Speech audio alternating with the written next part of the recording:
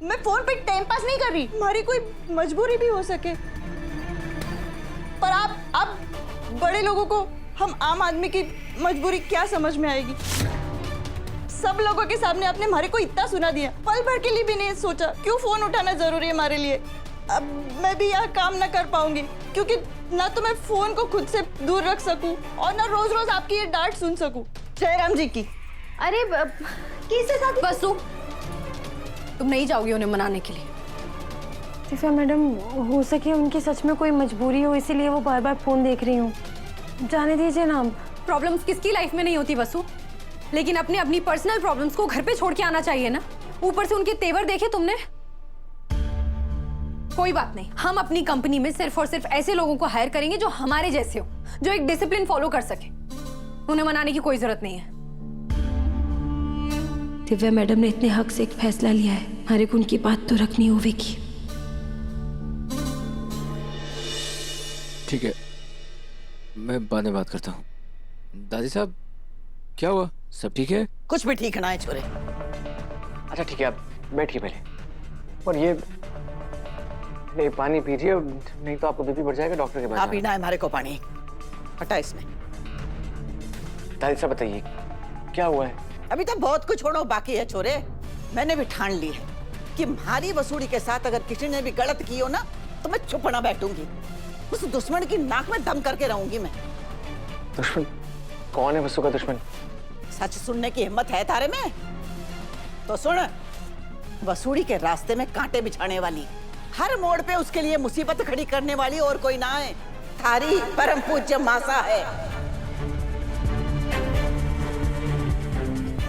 ऐसे मुंह फेर लेने से थारी माँ को सच बदल ना जावेगो। दादी साहब प्लीज, मैं आपको पहले ही बता चुका हूँ कि मासा के खिलाफ एक भी बुरी बात नहीं सुनूंगा, और ये बात कभी नहीं मानूंगा कि मासा वसु का बुरा कर सकती है।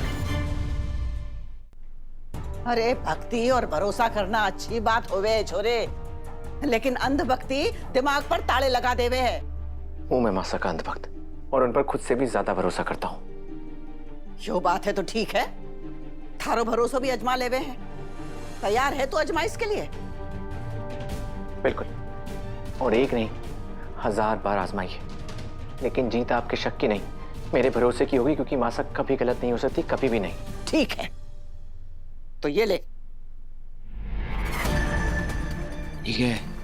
ये उस आदमी को नंबर है जिसके आर्डर पे वसूड़ी के कारखाने पर बुलडोजर चलाए गए हो, और उस आदमी ने आर्डर दियो उदयपुर की एक बहुत ही ताकतवर औरत ने। अरे पूरे उदयपुर में केवल वसूड़ी के कारखाने पे ही बुलडोजर चलाए गए हो, वो भी एन पूजा और प्रवेश के दिन। और आपको लगता है ये मासा ने करवाया है? बिल्कुल।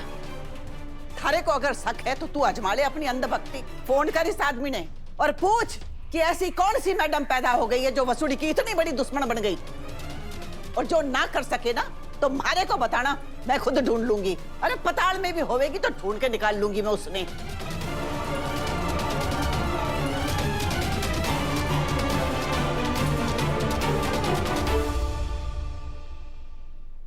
आज का दिन ही खराब है शायद।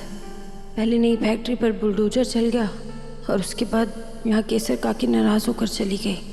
अब जाने आगे और के होवेगा। हमें अंदर जाना है, वसुधा सिंह चौहान से मिलना है। वसुधा सिंह चौहान। हाय हाय। वसुधा सिंह चौहान। हाय हाय। वसुधा सिंह चौहान। हाय हाय। वसुधा सिंह चौहान।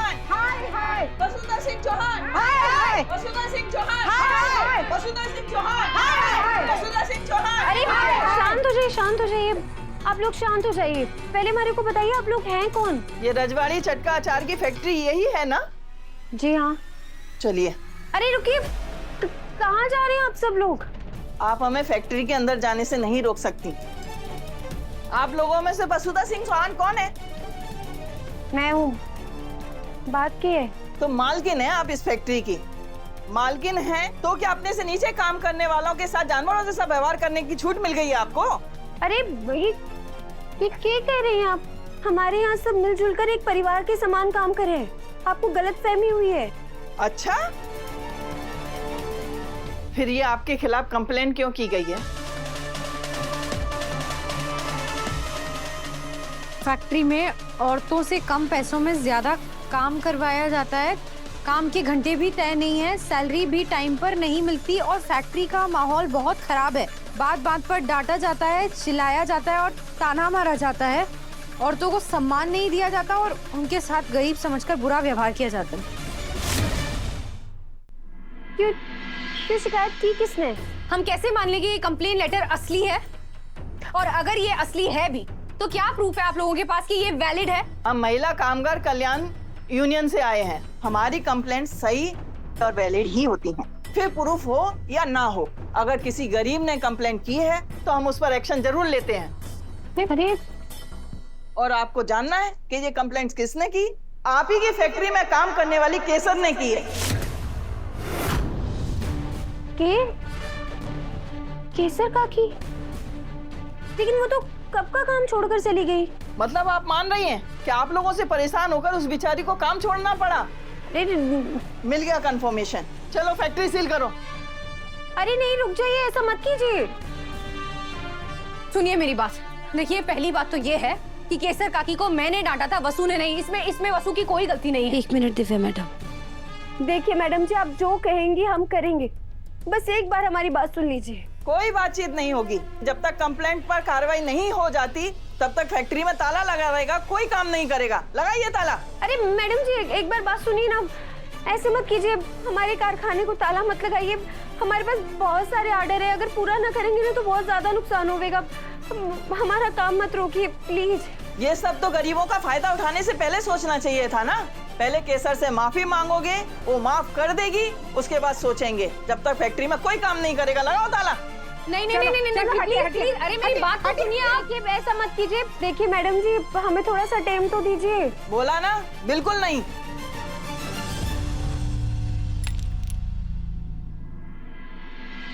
शर्म आवे है हमारे को आज।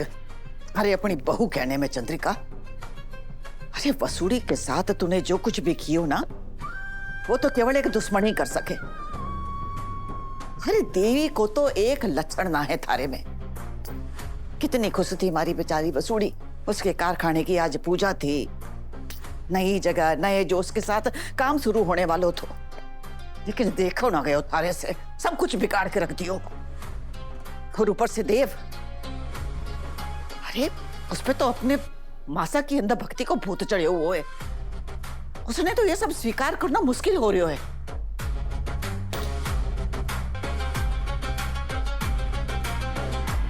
अब ये चाहती थी ना दादी साहब, तो ठीक है, मैं अपने भरोसे का इम्तिहान देने के लिए तैयार हूं। वाह, आज तूने बात की है संतोष सिंह चौहान के पोते होने जैसी। चल लगा फोन इसने और पता करके सच के है। सच तो वही है दादी साहब जिस पर मैं भरोसा करता हूँ, लेकिन आपको भी मासा पर भरोसा हो जाए इसलिए मैं चैलेंज दे रहा हूँ। बहुत बुरा लगेगा आपको गलत साबित होता हुआ देखकर, लेकिन आपको मासा पर शक ना हो इसलिए करना जरूरी है। और मैं आपके सामने ही कॉल लगा रहा हूँ।